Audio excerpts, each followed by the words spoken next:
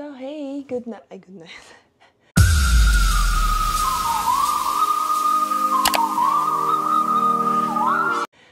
Yo, guys. Hello. Nagbabalik.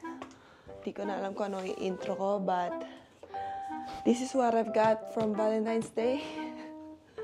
Ops, hindi entitled, pero thankful na sinusuporta ko ng asawa ko sa mga kagaya nito. Kasi it's not only for my kids' comfort, but also for mine. Kasi if napapansin nyo sa mga vlogs ko, ang dami kong nire-review ko din pati yung mga strollers kasi yung mga anak ko is mga special needs kids. So, marami akong strollers na nagdaan na sa akin. Marami ng strollers ang nagdaan sa akin. And hindi talaga ako nakokontento kasi hinahanap ko yung, lagi ako naghahanap ng comfort. Yung kung saan magiging okay, saan ako magiging mas, alam mo yun, hindi sasakit yung likod kasi syempre, sumasakit na yung likod ko. Bumibigat yung mga anak ko pero gusto ko pa rin maglakad, kasama sila. Kaya, ang ginagawa ko, ina-adjust ko na lang yung mga sinasakyan nila or ginagamit namin like this. Ayan, adjust natin yan. So, ito ang bagong Veer Cruiser City XL. Ayan. Hindi ko alam kung nakikita nyo, pero ito is stroller wagon. Tapos, bagong labas lang siya. Meron silang original, yung nauna dito, which is more on all-terrain. All-terrain siya. Ito din all-terrain, pero medyo terrain lang. Kasi yung all-terrain daw is, yung mga bumibili nun is like, yung mga taga malapit sa beach, yung laging namumundok, o yung mga may mga up and downs yung mga daan. While yung city is ginawa nila for like, para maging stroller-like siya. Ito is, ang main difference nun is, yon is more likely for hiking and like, sa mga may hirap na daan, yung bang mahirap daanan ng gulong, kagaya nga ng sand, di ba? Beach sand. So, hindi ko lang alam kung okay ito din sa snow. Pero ito, talagang ginawa siya ng Veer para dun sa mga taga-city naman. Yung bang, yung most likely, yung mga nilalakaran nila is straight. Kagaya ko, straight lang, ganun. Naguluhan din ako kung anong kukunin ko. Pero, yun nga, nag-decide ako dito sa City XL kasi, dito, nasa Canada kasi ako, so mas maraming flat na daan. Tapos, ang pinili ko, syempre, alam ko, dalawa lang yung anak ko, diba? So, dalawa lang anak ko, pero ang pinili ko is yung City XL kasi ang bibigat nila. So, yung per seat, nung 2-seaters is pang 55 pounds lang at or 50 pounds, something ganon yung limit. Ito is 100 pounds per seat. So, ito yung kinuha ko. Tsaka, para mas maluwangan. Kasi, yung mga anak ko, ayaw magkadikit minsan. So, FYI, yung mga anak ko, may autism sila. So, talagang noon pa man, I keep changing my strollers kasi hinahanap ko yung comfort na talagang swak sa kanila. Tsaka swak din sa akin, syempre. So, open na natin. And so,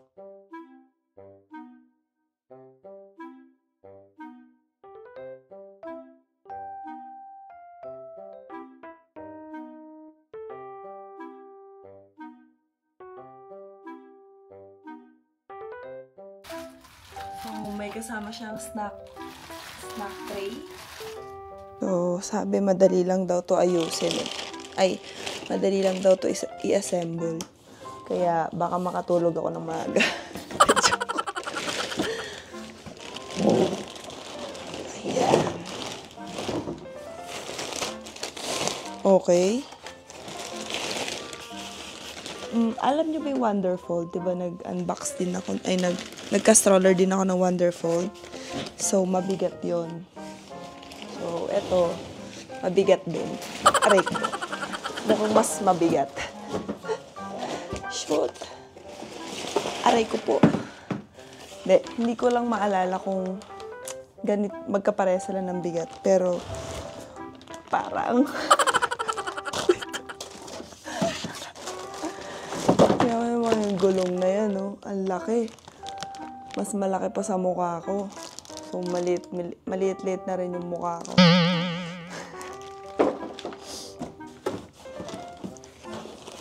Ano bang gulong?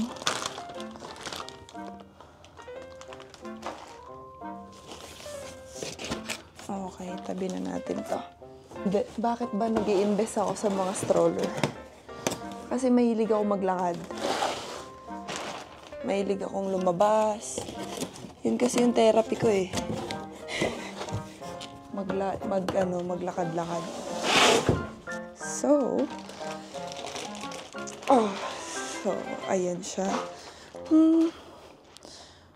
Okay siya.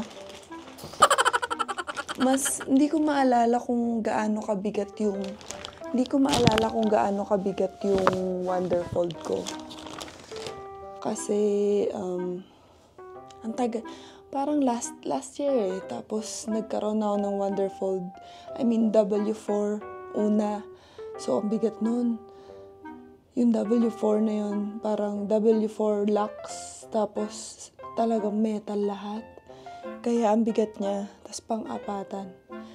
Tapos, hindi ko maalala kung ganito siya kabigat. Kaya, ewan ko. Pero, parang ang bigat din eh. Parang ang bigat niya din. Baka naninibago lang ako. Kasi yung huling stroller ko is yung Radio Flyer na pinagsisihan ko. Kasi akala ko, kasi naglalakad yung mga anak ko. Minsan, naglalakad sila. So, tapos, naisip ko din, yung Radio Flyer kasi, nailalagay mo sa sasakyan ng meron ka pang space, natutupi lang siya, compact na compact. So, kaya ang dami ko na, so Wonderfold, ang dami ko na pinalit, pero pinakagusto ko yung Thule Sports 2. Kaya lang, malalaki na nga yung mga anak ko, yung weight capacity nun, hindi na kaya, hindi niya na kaya yung bigat ng mga anak ko, kaya, hindi na. Tapos, hindi pa maisakay sa sasakyan. Kailangan itupi pa yung third row. Nito siya. Pwede siyang itupi ng nakaganito. So, kasya siya sa SUV namin. Kasi pwede mo siyang itupi, tapos tanggalin yung mga gulong. Tapos, yung kulay niya, yung bagong Veer City is gray na siya, para na siyang aluminum yung kulay. Parang kakulay na siya ng iPhone ko. Ganda. Agada. So, magtingin-tingin tayo ng instruction kasi mamaya sa ganda nito, masira mo, 'di ba? Kasi atribida ka, 'di ba? Ano ba kung unahin kong ikabit? Yung gulong. Yan, no? Minsan kasi hindi ako tumitingin sa instruction eh, pero ngayon titingin ako. Kasi ayokong masira. Open the cruiser frame. So, ganito daw. Oh no. Okay. Mabigat siya. Ayan. Guys, ito yung hiningi ko sa asawa kong... Hindi ko naman hiningi. Hiningi ko. Pinilit. De joke. Pero, kasi tuwing wala naman. Ayoko naman kasi ng bulaklak. Putak. So, tinanong niya ako kung ano daw ba, flowers daw ba, gusto ko ba ng flowers. Hindi nga ako. Ayoko nga, no? Come on. Marami namang mas magandang bagay kaysa sa bulaklak eh. Marami namang mas magagandang bagay para ipa-feel sa'yo ng asawa mo na importante ka sa Valentine's or mahal ka niya. maraming bagay. Kasi kung ako, kunwari, kabaliktaran naman, ako magbibigay ng bulaklak, kunwari ang tradition natin is tayo magbibigay ng bulaklak sa lalaki, parang ayoko din.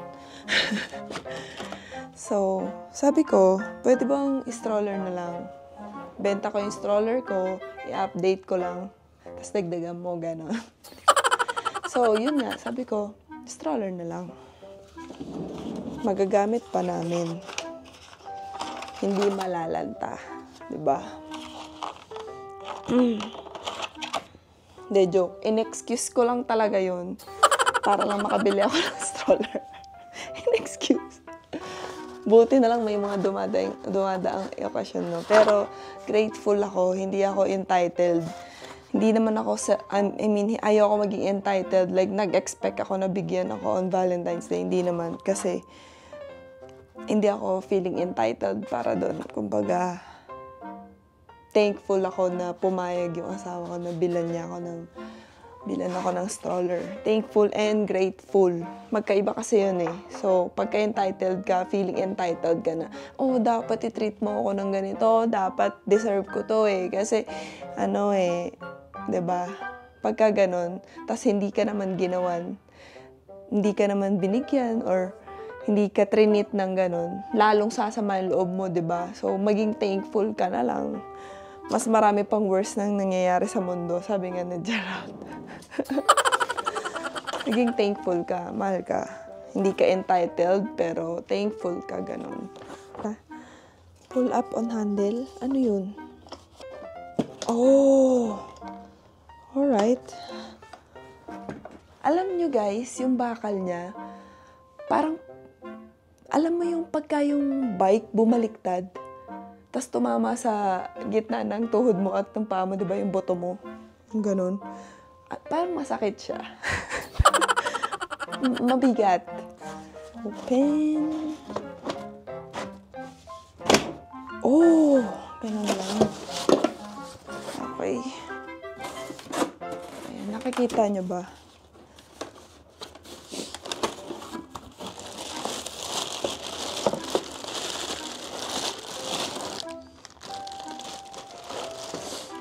Ayan. So, buti na lang city talaga yung kinuha ko. Gusto ko yung kulay. Tsaka mukhang sasaya si Sir dito. Alam niyo yung anak ko na yun, mareklamo yun eh. Install the safety fenders. Safety fenders. Thankful lang ako sa asawa ko kasi talagang, alam nyo guys, may inis kayo sa akin kung alam ko may mga lalaking may inis na bili ng stroller, palit ng stroller. Actually, asawa ko naman din eh. Nagtataka na din. Minsan nagre-reklamo na din siya. Palit na naman. Diba? Ayan. Ayan. Ayun, naipasok ko din. Alam niyo, nakakatakot dito, guys. Baka, alam mo yun, mamali ka ng pasok. Tapos, masira mo. Tapos, tagal-tagal pa ng replacement niyan pag nagkataon. Okay, goods na tayo sa fender, guys. Malulobot na yung osmo ko. So, next is yung gulongs. Okay. Gulong. Let's open the gulong. Ayan ang gulong. Laki. Malaki siya. Hindi kagaya nung yung stroller na Radio Flyer. Mabigat siya. Okay yung gulong. Pero mabigat kasi yung mga anak ko. Tapos magaan sana yun itulak para sa mga batang magagaan din. Pero yun sana, okay din sana yun. Kaya lang, yun nga. Para siyang bumibigat dahil talagang mabigat yung mga anak ko. Okay, goods. Saan na isang gulong? Ang bigat, guys. Ayan. Okay, goods. Ayan, good siya, goods. Hindi na ako syempre nagpatulong sa asawa ko kasi kaya ko na to. Gusto ko rin naman nag-a-assemble eh. Kaya, goods tayo dyan. Kaya ko na yan. Ito, alam niyo guys yung Wonderfold. Okay sana siya. Kasya sana siya sa likuran ng sasakyan namin kung natatanggal yung gulong. Kaso ang hirap tanggalin. Ito mukhang dipindot-pindot lang, okay na.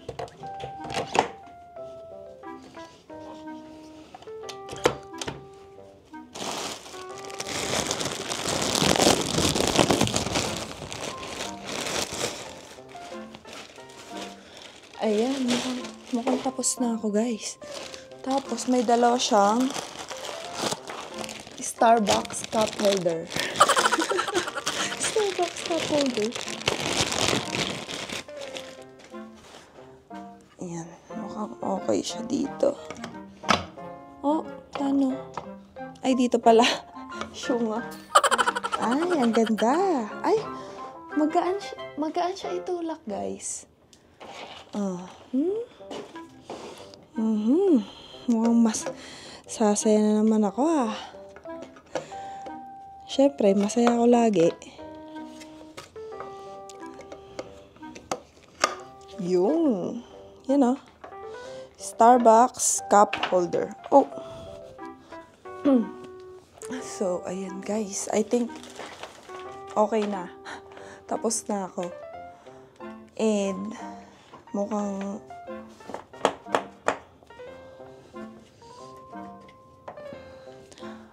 okay ka, okay. Ayos. Ayan na, guys. Oh, stig.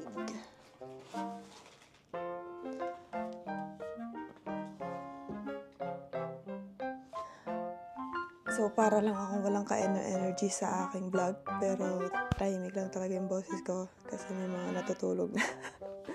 At syempre, mga anak ko natutulog na. So, overall, good job. Ang pogi, putek.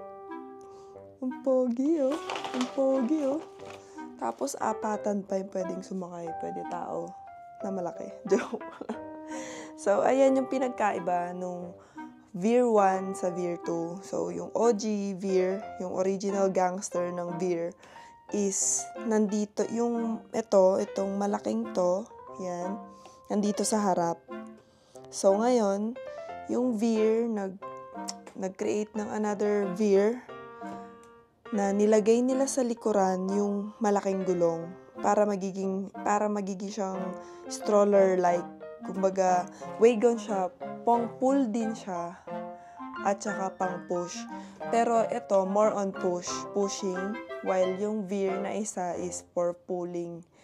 Ako naman kasi, gusto ko nakikita ko yung mga anak ko. Syempre, si Primo, baka biglang tumakbo, diba? Pero yung mga anak ko naman, parang nakikinig sila sa sit-sit, gano'n. Hindi sila yung parang talagang natakbo agad.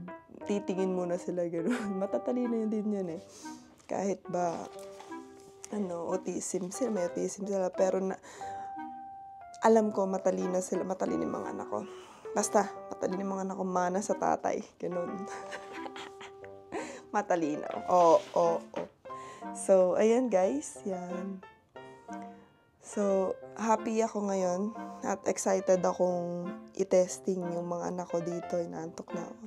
I-testing sila na isakay dito. Baka si Sire sasabihin, stroller. Kaya, isasama ko na lang dito sa video na to yung pagka nilabas na namin. Okay, so thank you guys for watching and actually, wait. Sasabihin ko lang din na yung Veer XL na OG at itong City Cruiser is same price lang lahat sila. Kasi siguro pinagbaliktad lang naman yung gulong, ganun. Same price lang, both same price. So, bili na. Joke. So, see you guys See you guys on my next vlog. Thank you for watching.